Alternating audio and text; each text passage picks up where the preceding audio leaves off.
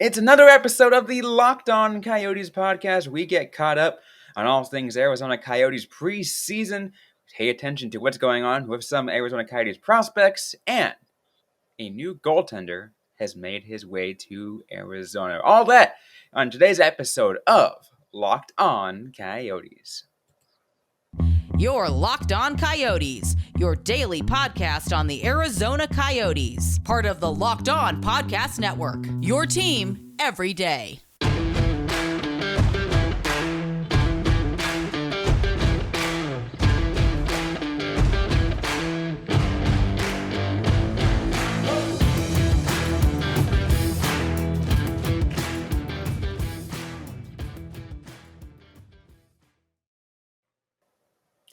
Welcome to the show, everybody. I'm Robyn Leonio. That's Carl Pavlak right beside me. On today's episode of Locked On Coyotes, I want to thank everyone for making this show your first listen every day. We are free and available absolutely everywhere you get your podcasts. We got a great show for you guys. On today's episode, we are talking some Arizona Coyotes preseason. We took the last week off, kind of needed a little bit of a reset, but that's okay. You know, we're getting back and caught up now.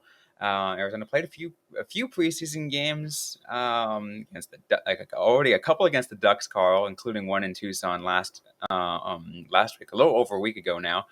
Yep. And just a lot of different things have happened over the course of the last week. Yeah, the Coyotes have played 4 preseason games, like you mentioned, 2 against the Ducks, 1 against the Dallas Stars, 1 against the St. Louis Blues. I don't know about you, but I was able to watch exactly one of them, and it was the Anaheim Ducks feed on their website. Again, the Coyotes are really dropping the ball in preseason and not showing the games, which I mean, I guess if there's any year where they have an excuse, it's this year where they're like in different arena situations, like they don't have the same level of control. But it's very frustrating to see the Coyotes again not show preseason.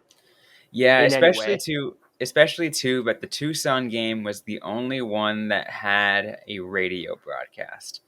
Yeah. Right? Like Wichita didn't have one, Tulsa didn't have one. Nothing at all. So like we couldn't see anything. We had no eyes or ears on what was going on in that game. We only had social media posts, which aren't 100% reliable. Yeah, no, the Coyotes have a tendency to, talk about their goals and not highlight the other teams, which I guess is fine. Like everyone does social media in a different way, but it's not good for like the two of us or like anyone trying to keep track of like the pace of a game or so much. I've covered hockey before off of radio broadcasts, and it can be done. There are some phenomenal radio broadcasters, but it's extremely difficult if you're not watching the game. Hockey is like a game of a million tiny plays throughout, and like you're really not going to know anything without like actually watching the players do stuff. Absolutely. But the game that we did get a chance to see, was there a lot of interesting things in that one. Obviously, we actually got a pretty decent, adequate, mediocre video feed. So, I mean, at least we could see it. Yeah. But there's a lot of people talking about what happened in that game, more particularly, when Jan Jenik, a particular physical Arizona Coyotes player, just, destroys Trevor Zegras, injures him for a little bit. But I honestly, for that part alone, I'm thankful we didn't have Tyson Nash to do color commentary, just because that was such like a highlight. And I kind of want to move away from the discourse regarding the Coyotes and Zegras, especially that last game. I think we talked about a lot during the season where we're like, I don't think it was necessarily what it was made out to be with the commentary. But then the second game of preseason that they play against the Ducks, freaking Jenik wrecks Zegras in what appeared to be a clean hit. Like there wasn't like too much I would complain about it. Was a necessary hit in preseason. Kind of goes to what you think preseason should be. But it was a hit. Zegras did not play the rest of the game. The Coyotes did end up losing that game, so it's not like it really helped them too much in the long run. But the Coyotes and the Ducks have a very real rivalry that doesn't get talked about enough. Yeah, it definitely is an interesting rivalry that seeing that. I think that has spurred up ever since there was that Tyson Nice comment. It was there, but I think it multiplied since then. I mean, I think it's always been kind of under the current because like the Coyotes and the Ducks are former division rivalries. Phoenix doesn't like LA. Anaheim isn't that much like far off. And let's be real, like Arizona doesn't like California in general. So like that rivalry, that state rivalry is going to extend to all teams. But yeah, like it is renewed blood with Zegras, and just like the fact that these two teams are on like seemingly opposite ends of the tank. The Coyotes are still going down. The Ducks are potentially coming up. Yeah, absolutely. What do you think though about what the fans are saying? Like particularly the Ducks fans who are just like, it's a preseason game. You shouldn't be playing this physical and everything. And I'll tell you some of my thoughts, Carl, on this. I mean, like, okay, yeah, to some extent, but at the same time, some of these players, Jan Jenik especially being one of them, wants to prove that they belong on the final roster going into opening day. Yeah. So I can definitely appreciate that, because I didn't feel like, when Rostislav Klesla's like career was ended in a preseason game, that sucked. That was horrible. I believe that was against LA. Who did that hit? Or it may have been against Chicago. One of those two teams. So I get it, but you're right. Like players like Jenik, physical players who aren't dirty, like they are looking to prove what they can do. And I do also think, like, for better or worse, this is what the game of hockey is. It is a physical game.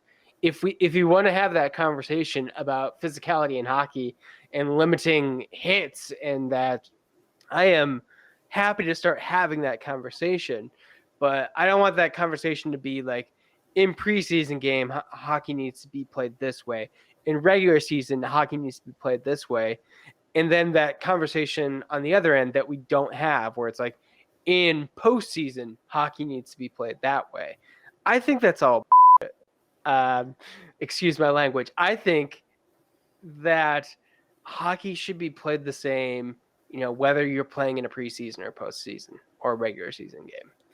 Exactly. It's like, obviously people say, yeah, when it comes to the playoffs, you put a little bit more, but like, I still think regardless, you should be giving it your all. Yeah. Right. Yeah. And I mean, part of giving it your all in hockey is like hitting a player and doing a legal, clean check, which at the end of the day, I don't think anyone is saying that the Jenik hit was dirty. I'm going to be real with you. Like, I saw it in the Ducks feed, and like it was at the very bottom of the screen, and it went fast, and they didn't have a great replay system. And I haven't watched it too many times on Twitter, so I haven't like gone frame by frame with the play, but it seems to be like everyone kind of accepts, like, yeah, it was a clean hit. The purpose, or like the place, is what people are more concerned about. And I do think that's better than like saying like, oh, it was a dirty hit. Absolutely. We still got more to get to on this episode of Locked On Coyotes. As the preseason goes through, we got some prospect talk to get to, as well as some just roster news in general. We're going to get to that in just a moment, but first I want to tell you guys about our next partner from Simply Safe. Numbers don't lie. In the last decade, over 4 million people have chosen Simply Safe home security to protect their home. You don't need to earn the trust of that many people without doing something right. At Simply Safe, your security is the only thing that matters. I know, because I use Simply Safe in my home. They protect you with cutting-edge security technology powered by 24/7 monitoring agents. Once again, with that 24/7 professional monitoring, SimpliSafe's agents call you at the moment a threat is detected and dispatch police or first responders in an emergency, even if you're not home or can't be reached. Our monitoring experts use proprietary advanced response technology to visually confirm when a break-in is real, so you can get the highest priority police dispatch. Customize your perfect system for your home in just a few minutes at simplysafe.com/lockedonnhl. Save 20% on your SimpliSafe security system when you sign up for an interactive monitoring plan and get your first month free. Visit simplysafe.com/lockedonnhl to learn more. There is no safe like SimpliSafe. So let's get back on this episode of Locked On Coyotes. Once again, Robyn Leonio and Carl Pavlik. We got a lot to get to catch up Arizona Coyotes preseason talk. Let's get a little bit of roster talk, Carl. So far, not a crazy a lot of cuts have been made. I mean, there still have been a decent amount, but less than last year. It feels like it. They just did a reduction by 16. The name that really stood out to me, at least, I'm not sure if you saw, Nate Smith getting reassigned to the Tucson Roadrunners. Yeah, it is interesting. A lot of people were talking about him. A lot of people were really hoping Nate Smith would make the final roster and kind of prove his worth, especially if how the way he played at the end of last season. So it's just okay, that is a surprise. And again, it's hard for us to tell because we're not at the preseason games, and we're not, we have very little ability to watch these besides that one that we mentioned. So, but yeah, it is a bit of a surprise on that one to see that. Yeah, and then Carcone got placed on waivers, sent down, and then I think has already been recalled. Yeah, I think that was mainly a paper transaction, if I'm not mistaken. So essentially, you make him clear waivers. That way he can, that way within that month time frame, you can kind of move him up and down however you see fit. Yeah, I mean, I could definitely understand getting the flexibility in there. I'm just kind of curious, especially with Smith, because he is I think most people see him as having the higher ceiling than Jack McBain. He could be probably a line higher than McBain if both their careers go exactly perfectly. So I get a logic of sending him down now so he gets better minutes with the Tucson Roadrunners that he would necessarily get with the Arizona Coyotes. But McBain is still with the Coyotes, so that to me is going to be kind of one of the things to watch. Does McBain also get sent down? And there's no issue with sending him down. What's also interesting is some of the recent draft picks have also survived these first rounds of cuts. Right? Dylan Guenther hasn't gotten sent down yet, has he? I do not believe so. No, Guenther. I can understand the Coyotes want to keeping him around. He is definitely a player that I think the Coyotes are going to give the games at the start of the season to. There's less of a concern about him having a good year, final year in juniors, which is definitely something that came up when the Coyotes sent down Connor Geekie. Some people were like, it's early. And I think Craig Morgan was the big voice who was like, hey, yeah, it's early, but you want to make sure that he gets his preseason in there with his juniors team. And Bear is a former juniors coach, so that makes sense. I can understand him valuing that relationship, especially for a freshly drafted player.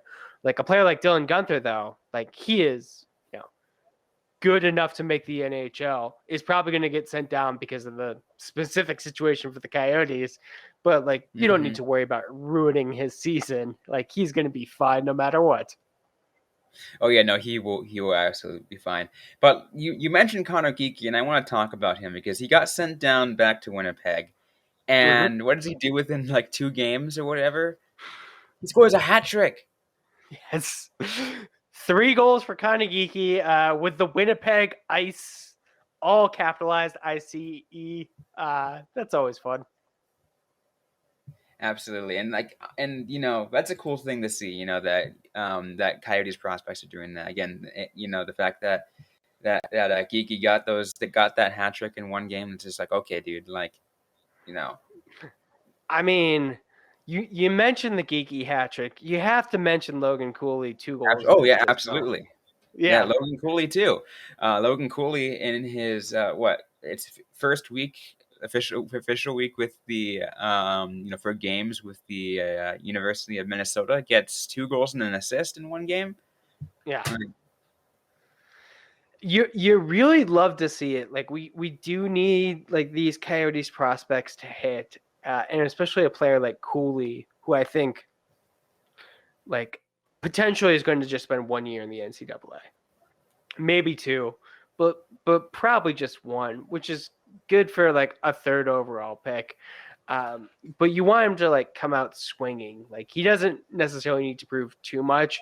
Like I would rather he like work on the aspects of his game rather than be really flashy. But that's also a false dichotomy. Like he can be flashy and work on parts of his game. absolutely, and it just shows you the future of the Coyotes, right? And that's the most important part, to see what they're like. Obviously, these guys aren't going to be playing this year or next year, but 2 years from now, that's awesome. Yeah. And I mean, something that we talked about a lot last season that I think we're going to talk about a lot this season. If you're a Coyotes fan, like you are going to like get through the days by watching prospect footage. Like you are going to watch Connor Geeky. You're going to watch Logan Cooley. Like the Coyotes, like the NHL team, they're going to get blown out like 5-1, but you're going to find like three like highlights from juniors and you're like, this sustains me. And like it's great to see that coming soon because I mean it's preseason. Preseason doesn't matter. But the Coyotes have yet to win a preseason game. Yeah, unfortunately, that tends to be the case. But you know what? As long as you pay attention to the future of the Coyotes, as long as you pay attention to these prospects, as long as you can see that there's hope for the future, that gives you a little bit of excitement to talk about and to be like, okay, you know what? It might suck right now, but they're gonna be better. Yeah, I mean, I love the tank gif that you used last season, but my favorite tank gif is always Bart Simpson in a tank singing "Don't Stop Thinking About Tomorrow" because that just feels like a perfect like combination of imagery and like I was gonna say audio, but it's a subtitle on there. But just that stark contrast of like, yeah, the tank is there, so you think about tomorrow. Absolutely, and it's absolutely amazing. I do love that GIF too. I know exactly what you're talking about. Fantastic GIF. Um, It's a great episode too. Watch it. Bart takes Ritalin for the first time, essentially, but it's 90s, so they don't call it Ritalin. Watch old Simpsons episodes. nice. Absolutely, that's pretty funny. Anyways, though, let's get to one last bit of news here from on this podcast so we can wrap things up. The Coyotes have a new goaltender, Carl, Mm-hmm. and it was an interesting one. They picked up Jonas Johansson off the waiver wire just over the end of last week. Yep. Johansson has a record of 32 games in the NHL across 3 teams. He is 26, 9, and 13. Has a career goals against average of 3.42, career save percentage of 8.83. Not exactly great numbers. Last season, he played 2 games with the Florida Panthers.